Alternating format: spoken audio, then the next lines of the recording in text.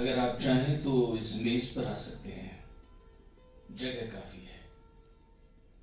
आखिर एक आदमी को कितनी जगह चाहिए? नहीं नहीं नहीं, मुझे मुझे कोई तकलीफ नहीं होगी। बेशक अगर आप चाहें तो चुप रह सकते हैं, मैं खुद चुप रहना पसंद करता हूं। आदमी बात कर सकता है और चुप रह सकता है एक ही वक्त में।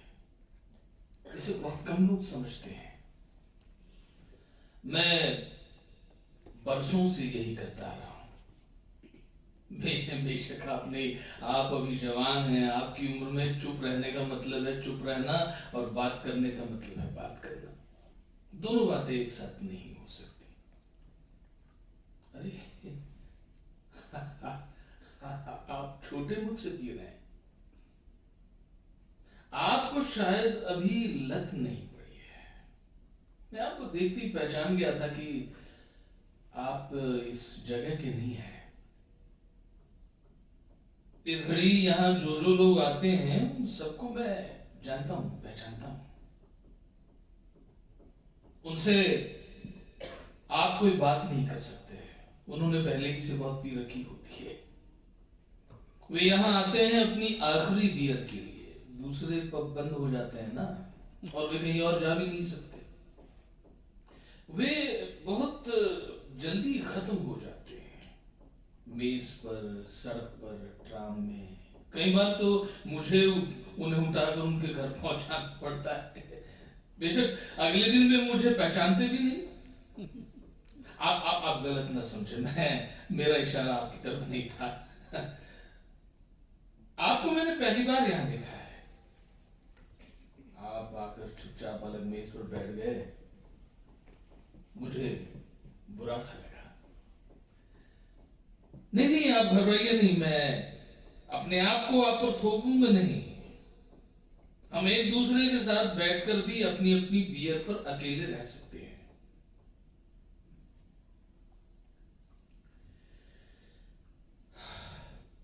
मेरी उम्र में यह जरा मुश्किल है, क्योंकि हर बूढ़ा आदमी थोड़ा बहुत डरा हुआ होता है। धीरे धीरे गरिमा के साथ बूढ़ा होना एक बहुत बड़ा ग्रेस है, हर आदमी के बस का नहीं। वो अपने आप नहीं आता। बूढ़ा होना एक कला है जिसे काफी मेहनत से सीखना पड़ता है। क्या कहा आपने? मेरी उम्र जरा अंदाजा लगाइए। अरे नहीं साहब, आप मुझे ना खुश करने की कोशिश कर रहे हैं। यूं आपने मुझे खुश जरूर कर दिया है, और अगर अपनी इस खुशी को मनाने के लिए मैं एक बियर और लूं तो आपको कोई एतराज तो नहीं होगा? Thank you thank you thank you. और आप नहीं लेंगे? नहीं नहीं, मैं जिद नहीं करूंगा। हर आदमी को अपनी जिंदगी और अपनी शराब चुनने की आजादी होनी चाहिए। दोनों को सिर्फ एक ही बार चुना जा सकता है, बाद में हम उसे सिर्फ दोहराते रहते हैं। जो एक बार पी चुके हैं या जो एक बार जी चुके हैं। आप दूसरी जिंदगी को मानते हैं? मेरा मतलब है मौत के बाद भी। उम्मीद है आप मुझे ये घिसा पिटा जवाब नहीं देंगे कि आप किसी धर्म में विश्वास नहीं करते। देखिए, मैं खुद कैथलिक हूं, लेकिन मुझे आप लोगों का यह विश्वास बेहद दिलचस्प लगता है कि मौत के बाद भी आदमी पूरी तरह से मर नहीं जाता। हम पहले एक जिंदगी पूरी करते हैं, फिर दूसरी, फिर तीसरी। अक्सर रात के समय में इस समस्या के बारे में मैं सोचता रहता हूं। आप जानते हैं, मेरी उम्र में नींद आसानी से नहीं आती। नींद के लिए छटाक पर लापरवाही चाहिए। आधी छटाक थकान और एक गिलास बियर। अगर आपके पास ये तीनों चीजें नहीं है तो आप उसका मुआवजा 2-3 बियर पीकर भी कर सकते हैं। इसीलिए हर रोज आधी रात के वक्त मैं यहाँ चला आता हूँ। पिछले 15 वर्षों से लगातार मैं थोड़ा बहुत सोता जरूर हूं, लेकिन 3 बजे के आसपास मेरी नींद टूट जाती है। उसके बाद मैं घर में अकेला नहीं रह सकता। रात 3 बजे, ये भयानक घड़ी है। 2 बजे लगता है अभी रात बाकी है, और 4 बजे तो सुबह होने लगती है। लेकिन 3 बजे आपको लगता है कि आप इधर हैं न उधर। मुझे हमेशा लगता है कि मृत्यु आने की कोई घड़ी है तो वो यही है। क्या कहा आपने? नहीं जनाब, नहीं, मैं बिल्कुल अकेला नहीं रहता। मैं बिल्कुल अकेला नहीं रहता। आप जानते हैं कि पेंशन याफ्ता लोगों के अपने अपने शौक होते हैं। मेरे पास एक बिल्ली है, बरसों से मेरे पास रहती है। अब जरा देखिए, मैं यहाँ बियर पीते हुए आपसे लंबी चौड़ी बातें कर रहा हूं, और उधर वो मेरे इंतजार में दरवाजे पर बैठी होगी। आपके बारे में मुझे मालूम नहीं, लेकिन मुझे यह ख्याल काफी तसल्ली देता है कि कोई मेरे इंतजार में बाहर सड़क पर आंखें लगाए बैठा है। मैं ऐसे लोगों की कल्पना भी नहीं कर सकता जिनका कोई इंतजार नहीं कर रहा हो, या जो खुद किसी का इंतजार नहीं कर रहे हैं। जिस क्षण आप इंतजार करना छोड़ देते हैं, उस क्षण आप जीना भी छोड़ देते हैं। बिल्लियां काफी देर तक और सब्र के साथ इंतजार कर सकती हैं। इस लिहाज से वे औरतों की तरह हैं। लेकिन सिर्फ इस लिहाज से नहीं, औरतों की ही तरह उनमें अपनी तरफ खींचने और आकर्षित करने की एक असाधारण ताकत रहती है। यूं डर आपको कुत्तों या दूसरे जानवरों से भी लगता होगा, लेकिन यह निचले दर्जे का डर है। आप एक और किनारा करके चले जाते हैं, कुत्ता दूसरी ओर किनारा करके चला जाता है। उसे डर लगा रहता है कि कहीं आप उस पर बेईमानी न कर बैठे, और आप इसलिए सहमे से रहते हैं कि कहीं वो आंख बचाकर आप पर झपट ना पड़े। लेकिन उस डर में कोई रहस्य, कोई रोमांच, कोई संभावना नहीं होती, जैसे अक्सर बिल्ली या सांप को देखने से उत्पन्न होती है। सच बात तो यह है, और ये मैं अनुभव से कह रहा हूं, कि बिल्ली को औरतों की तरह आप आखिर तक सही सही नहीं पहचान सकते। सच बात तो यह है कि बिल्ली को औरतों की तरह आप आखिर तक सही सही नहीं पहचान सकते, चाहे आप उसके साथ कितने ही वर्षों से क्यों न रहे। नहीं, इसलिए नहीं कि वो खुद जानबूझकर कोई चीज छिपाए रखती है, बल्कि खुद आप ही में इतना हौसला नहीं रहता कि आप आखिर तक उनके भीतर लगे दरवाजे को खोल सके। आपको यह बात जरा अजीब नहीं लगती कि ज्यादातर हमें वही चीजें अपनी तरफ खींचती हैं जिनमें थोड़ा सा आतंक छिपा रहता है। अगर आप बुरा न माने तो मैं एक बियर और लूंगा। कुछ देर में ये पब बंद हो जाएगा और फिर सारे शहर में सुबह तक एक बूंद भी नहीं दिखाई देगी। नहीं, आप डरिए नहीं, मैं पीने की अपनी सीमा जानता हूं। आदमी को जमीन से करीब 1.5 इंच ऊपर उठ जाना चाहिए, उससे ज्यादा नहीं, वरना वो ऊपर उठता चला जाएगा और फिर इस उड़ान का अंत होगा पुलिस स्टेशन में या किसी नाली में, जो ज्यादा दिलचस्प चीज नहीं है। लेकिन कुछ लोग डर के मारे जमीन ही पर पांव जमाए रहते हैं। ऐसे लोगों के लिए पीना न पीना बराबर है। जी हां, सही फासला है 1.5 इंच। इतनी चेतना अवश्य रहनी चाहिए कि आप अपनी चेतना को माचिस की तीली की तरह बुझते हुए देख सके। जब लौ उंगलियों के पास सरक कर आ जाए तो उसे छोड़ देना चाहिए, उससे पहले नहीं और ना ही बाद में।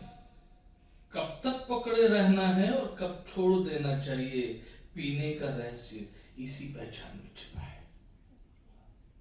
मुश्किल ये है कि हम उस समय तक नहीं पहचान पाते जब तक 1.5 इंच से ऊपर नहीं उड़ जाते, और फिर वो किसी काम का नहीं है। शायद ये बात आप सुनकर आप हंसेंगे कि पहचान तभी आती है जब हम पहचान से परे चले जाते हैं। मुझे बुरा नहीं लगेगा अगर आप हंसकर मेरी बात को टाल दें। मैं खुद कभी कभी कोशिश करता हूं कि इस आशा के साथ रहना सीख लूं कि कई चीजों को ना जानना ही अपने आप को सुरक्षित रखने का रास्ता है। आप रफ्ता रफ्ता इस आशा के साथ रहना सीख लेते हैं,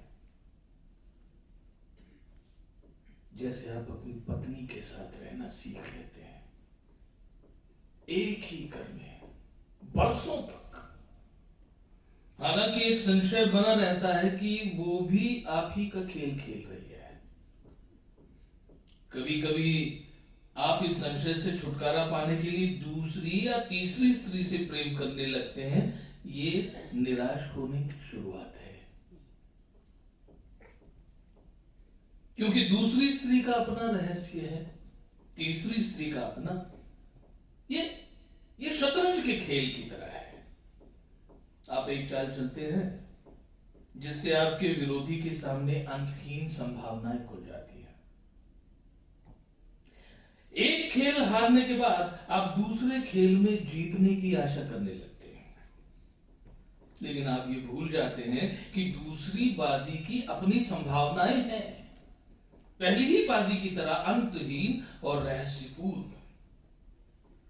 देखिए, इसीलिए मैं कहता हूं कि आप जिंदगी में चाहे कितनी औरतों के संपर्क में आए, असल में आपका संपर्क सिर्फ एक ही औरत से होता है।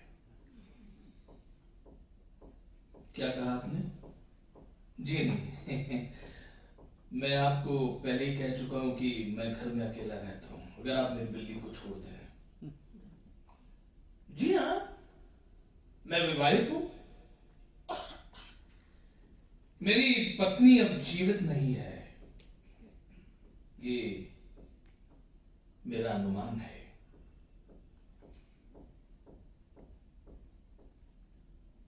आप कुछ हैरान से हो रहे हैं। अनुमान मैं इसलिए कह रहा हूं क्योंकि मैंने उसे मरते हुए नहीं देखा। जब तक आप किसी को आंखों से मरते हुए नहीं देखते, अपने हाथों से दफनाते नहीं, आप सिर्फ अनुमान लगा सकते हैं कि वो जीवित नहीं है। आपको शायद हंसी आएगी, लेकिन मुझे लगता है कि जब तक आप खुद अपने परिचित को मरते न देख लें, एक धुंधली सी आशा बनी रहती है कि वो अभी जीवित है।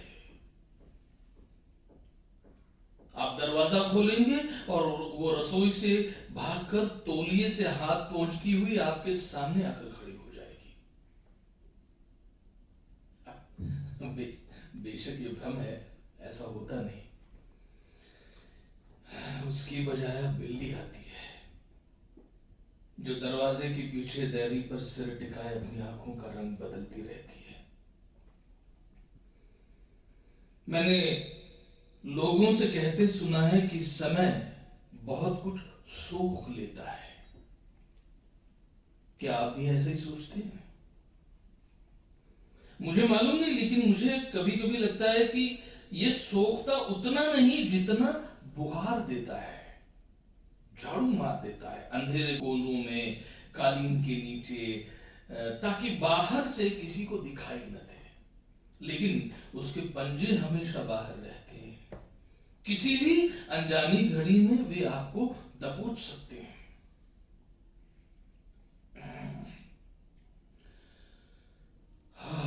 शायद मैं भड़क रहा हूं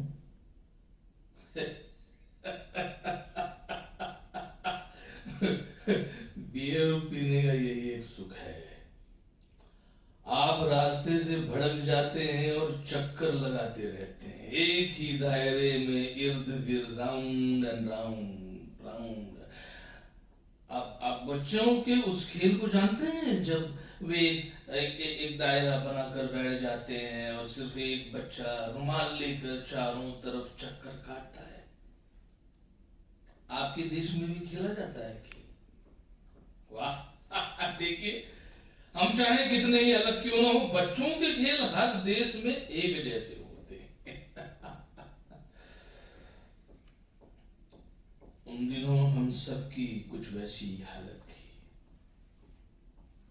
क्योंकि हम में से कोई भी नहीं जानता था कि वे कब अचानक किसके पीछे अपना फंदा छोड़ जाएंगे।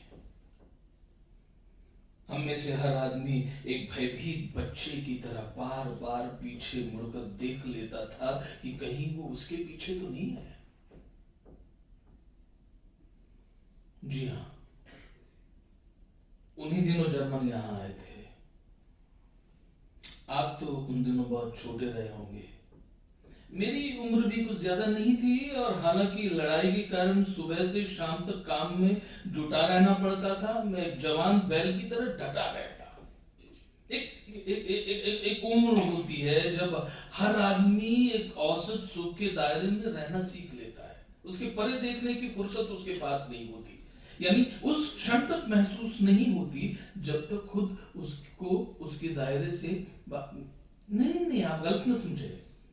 नहीं, मैं अपनी पत्नी को कष्ट भोगते हुए नहीं देखा मैंने कभी। जी नहीं, मैंने अपनी पत्नी को कष्ट भोगते हुए नहीं देखा। मैं जब घर पहुंचा तो वे उसे ले जा चुके थे। 7 बरस की विवाहित जिंदगी में यह पहला मौका था जब मैं खाली घर में घुसा था। दूसरे घरों के पड़ोसी जरूर अपनी अपनी खिड़कियों से झांकते हुए मुझे देख रहे थे। यह स्वाभाविक भी था। मैं खुद ऐसे लोगों को अपनी खिड़की से झांक कर देखा करता था जिनके रिश्तेदारों को पुलिस पकड़कर बंद गाड़ी में ले जाया करती थी। लेकिन मैंने ये कभी कल्पना भी नहीं की थी कि एक दिन मैं घर लौटूंगा और मेरी पत्नी घर पर नहीं होगी, कमरा खाली पड़ा होगा।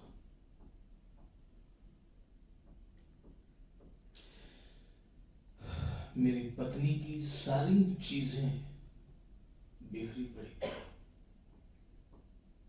किताबें, मुद्दत पुराने अखबार, अलमारी और मेजों के दराज खुले पड़े थे। उनके भीतर की हर छोटी बड़ी चीज फर्श पर उल्टी सीधी पड़ी थी।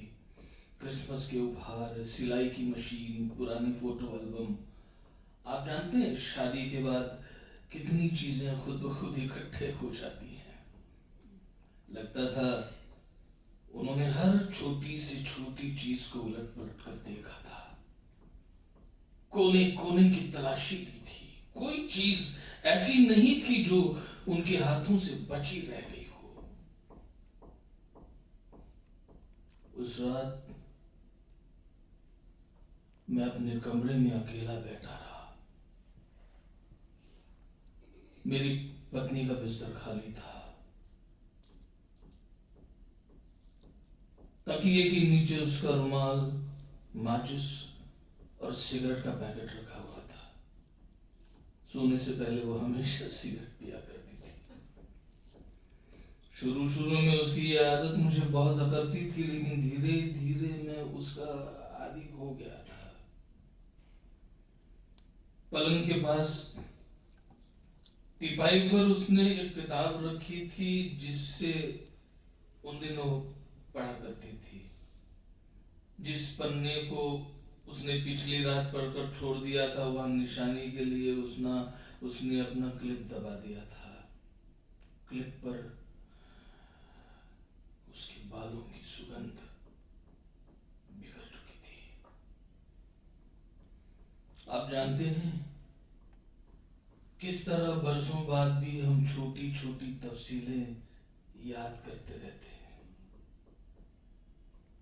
शायद ठीक भी है, विवाह से पहले हम हमेशा बड़ी और अनुभूतिपूर्ण चीजों के बारे में ही सोचते हैं, लेकिन विवाह के बाद अरसा साथ रहने के कारण बड़ी चीजें हाथ से फिसल जाती हैं।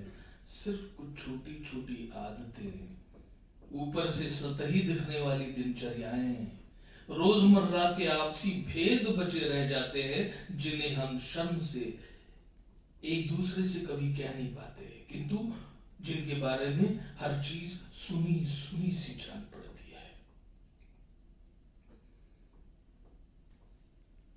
उस रात मैं अकेले अपने कमरे में अपनी पत्नी की चीजों के बीच बैठा रहा। आखिर मेरी पत्नी ही क्यों? मैं उस रात बार बार अपने से यह प्रश्न पूछता रहा। आपको तनिक आश्चर्य होगा, 7 वर्षों की वैवाहिक जिंदगी में पहली बार मुझे अपनी पत्नी पर संदेह हुआ था। मानो उसने कोई चीज मुझसे छिपा कर रखी हो, कोई ऐसी चीज जिसका मुझसे कोई सरोकार नहीं था।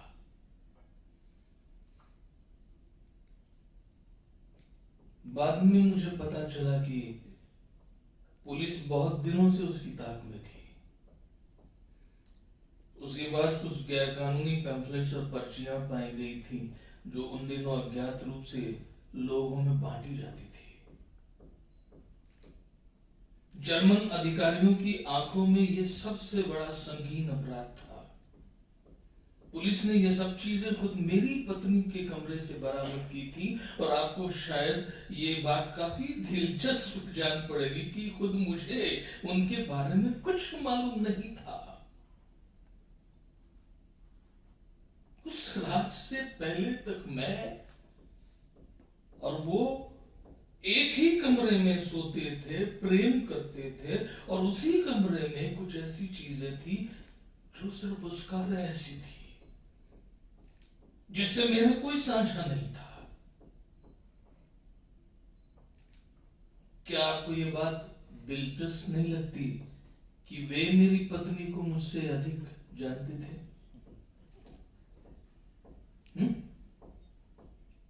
जरा ठहरिए, मैं अपना गिलास खत्म कर लेता हूँ, फिर आपका फिर साथ दूंगा।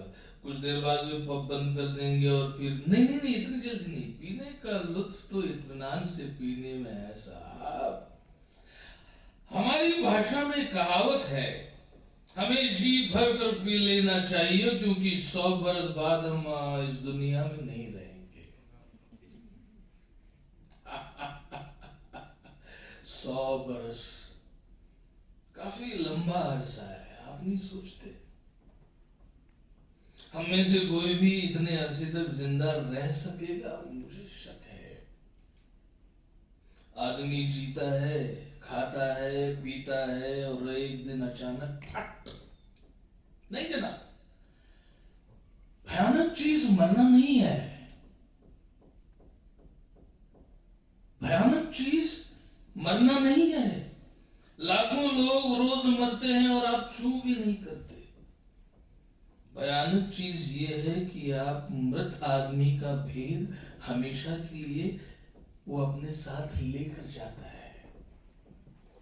भयानक चीज यह है कि मृत आदमी अपना भेद अपने साथ हमेशा के लिए ले जाता है, और तुम उसका कुछ नहीं बिगाड़ सकते। एक तरह से वो तुमसे मुक्त हो जाता है।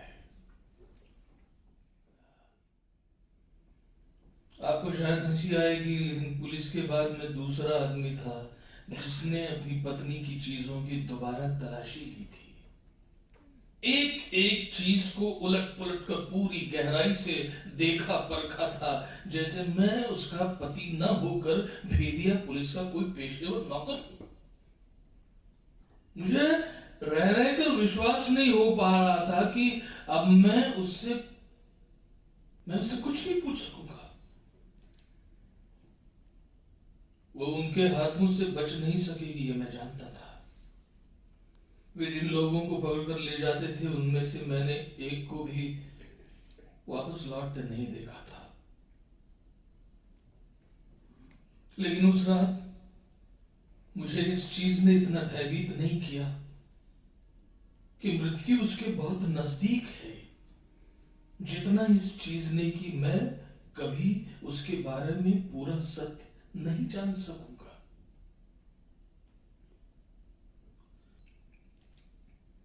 दूसरे दिन रात के समय उन्होंने मेरा दरवाजा फिर से खटखटाया। मैं तैयार होकर उन्हीं की प्रतीक्षा में बैठा था। मुझे मालूम था वे जरूर वापस लौटेंगे। अगर मेरी पत्नी उनके सामने सब कुछ कबूल कर देती तो शायद उन्हें मेरी जरूरत न पड़ती, किंतु मुझे मालूम था मेरी पत्नी अपने मुंह से एक भी शब्द नहीं निकालेगी। मैं उसके रहस्य से अपरिचित रहा हूं, लेकिन उसकी आदतों से अच्छी तरह वाकिफ था। वो चुप रहना जानती थी, चाहे जितनी यातना हो, कितनी भी भयंकर हो। नहीं जनाब, मैंने अपनी आंखों से उसको यातना भोगते हुए नहीं देखा, लेकिन मैं थोड़ा बहुत अनुमान लगा सकता हूं। पहला प्रश्न उन्होंने मुझसे पूछा बिल्कुल साफ था, क्या मैं श्रीमती का पति हूं? मैं सिर्फ उनके इस प्रश्न का उत्तर हाँ में दे सका। बाकी प्रश्न मेरी समझ के बाहर था, किंतु वे मुझे इतनी आसानी से छोड़ने वाले नहीं थे। उन्होंने मेरी इस बात को हंसी में उड़ा दिया कि जब मैंने उन्हें बताया कि मैं अपनी पत्नी की इन कार्रवाइयों के बारे में कुछ नहीं जानता, वे मुझे एक अलग सेल में ले गए। पूरे हफ्ते भर दिन रात वे मुझे सिर्फ एक ही तरह के सवाल अलग अलग ढंग से पूछते रहे। मैं अपनी पत्नी के बारे में क्या कुछ जानता हूं, वो कहां जाती थी, किन लोगों से मिलती थी, किस आदमी से उसे लीफलेट्स मिले थे। मुझसे किसी भी तरह का उत्तर खींचने के लिए वे जो जो तरीके अपनाते थे, उनके बारे में मैं आपको कुछ नहीं बता सकता। मैं चाहे कितनी तफसील के साथ आपको क्यों ना बताऊं, आप उसका रत्ती पर भी अनुमान नहीं लगा सकेंगे। वे मुझे उस समय तक पीटते थे जब तक मैं चेतना नहीं खो देता था, किंतु उनमें असीम धैर्य था। वे उस समय तक प्रतीक्षा करते थे जब तक मेरी चेतना वापस नहीं लौट आती थी, और फिर से वही सिलसिला शुरू हो जाता था, वही पुराने सवाल, अंतहीन यातना। वे समझते थे कि मैं उन्हें बेवकूफ बना रहा हूं, उनकी आंखों में धूल झोंकने की कोशिश कर रहा हूं। नहीं जनाब, वे मुझे पीटते थे। मुझे इसकी यातना नहीं थी। मेरी यातना यह थी कि उनके प्रश्नों का जवाब देने के लिए मेरे पास कुछ नहीं था। मैं कल्पना भी नहीं कर सकता था कि रोजमर्रा की दैनिक जिंदगी के साथ साथ मेरी पत्नी एक दूसरी जिंदगी जी रही थी, मुझसे अलग, मुझसे बाहर, मुझसे अछूती एक ऐसी जिंदगी जिसका मुझसे कोई वास्ता नहीं था।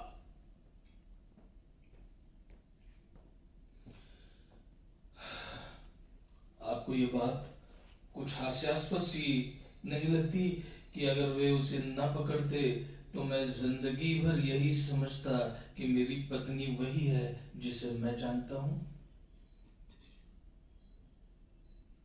आप जानते हैं, वे लड़ाई के अंतिम दिन थे और पुलिस अपने शिकार को जल्दी हाथ से नहीं जाने देती थी। मेरी पत्नी ने आखिर तक कुछ भी कबूल नहीं किया। आप जानते हैं, पहली रात जब मैंने अपनी पत्नी को कमरे में नहीं पाया तो मुझे काफी खेद हुआ। मुझे लगा कि उसने मुझे अंधेरे में रख कर छलना की है। बार बार यह ख्याल मुझे कौंचता था कि स्वयं मेरी पत्नी ने मुझे अपना विश्वास पात्र बनाना उचित नहीं समझा। लेकिन बाद में पुलिस के सामने पीड़ा और कष्ट के असह्य क्षणों में गुजरते हुए मैं उसके प्रति कृतज्ञ सा हो जाता था कि उसने मुझसे कुछ नहीं कहा। उसने एक तरह से मुझे बचा लिया था। मैं आज भी इस बात का निर्णय नहीं कर सका हूं कि अगर मुझे अपनी पत्नी का भेद मालूम होता तो क्या मैं चुप रहने का हौसला बटोर सकता था? जरा सोचिए, मेरी यंत्रणा कितनी अधिक बढ़ जाती है अगर मेरे सामने कबूल करने का रास्ता खुला होता। आप मजबूरी में बड़ी से बड़ी यातना सह सकते हैं, लेकिन अगर आपको मालूम हो कि आप किसी भी क्षण इस यातना से छुटकारा पा सकते हैं, चाहे उसके लिए आपको अपनी पत्नी, अपने पिता, अपने भाई के साथ ही विश्वासघात क्यों न करना पड़े, तब आप यातना की एक सीमा के बाद वो रास्ता नहीं छोड़ लेंगे। इसके बारे में कुछ भी कहना असंभव है। चुनने की खुली छूट से दूसरी बड़ी पीड़ा इस दुनिया में कोई नहीं।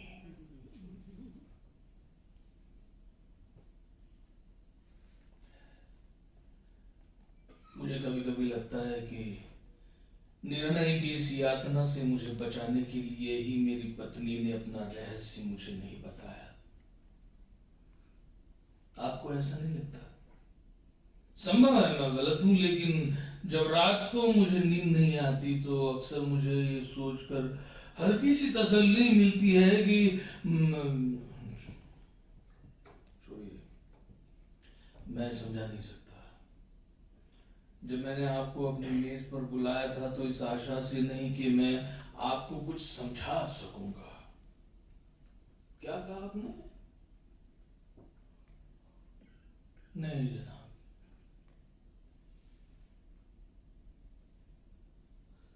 बाद में मैंने अपनी पत्नी को कभी नहीं देखा।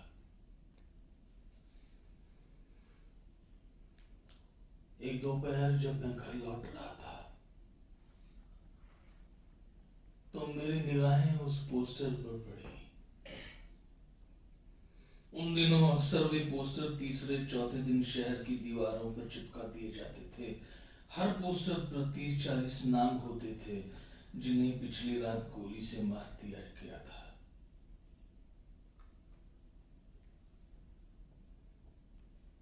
जब मेरी निगाह मेरी पत्नी के नाम पर पड़ी तो कुछ क्षण के लिए मुझे काफी विचित्र सा लगा कि उस छोटे से नाम के पीछे किसी ऐसी औरत का चेहरा हो सकता है जिसे मैं जानता था और नहीं भी जानता था।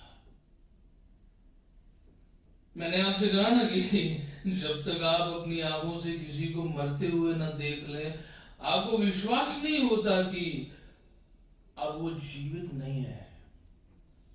एक धुंधली सी आशा बनी रहती है कि आप दरवाजा खोलेंगे और वो देखिए, मैं अपनी बातें दोहराने लगा हूं। बियर पीने का यही तो सुख है साहब। आप एक ही दायरे में इर्द गिर्द चक्कर लगाते रहते हैं, round and round, round and round. आप जा रहे हैं?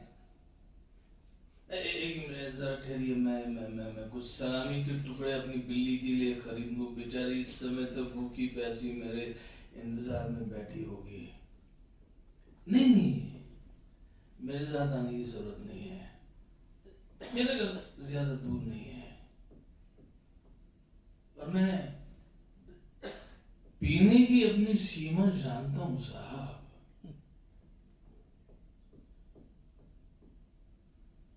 तीली बुझ जाने से पहले उंगलियों तक पहुंचते ही छोड़ देता हूं।